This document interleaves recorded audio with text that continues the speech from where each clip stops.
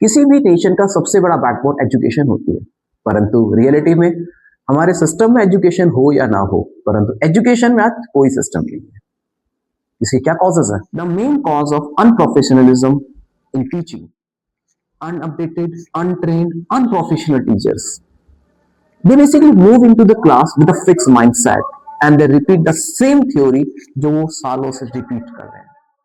No new method, no new technology, no the same method they apply to each and every student.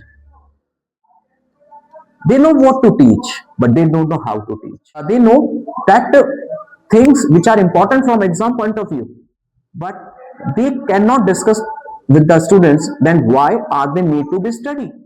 Then they tell them that 2 into 2 is equal to 4, but they do not discuss that what are the importance of 4 in the future.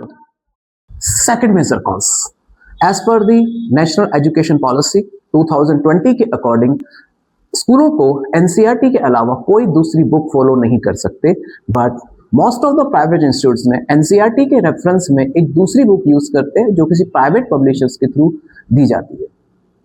इसमें इतना unnecessary content provided होता है जिसमें students और teachers दोनों ही एक दूसरे के साथ कोरिलेट नहीं कर पाते।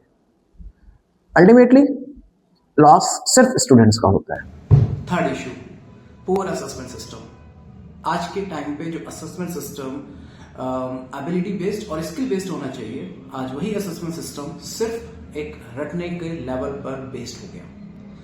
If you compare with the last 20 years, assessment drastically बच्चों का डाउन जाता जा रहा है। हम जस्ट कंपेयर करते हैं बच्चों को, सिर्फ असेस करते हैं उनकी रटने की नॉलेज के बेस पर। इसलिए आज के टाइम पे schools, coachings and college centres सिर्फ एक रटने की फैक्ट्री बन चुके हैं, नथिंग एल्स।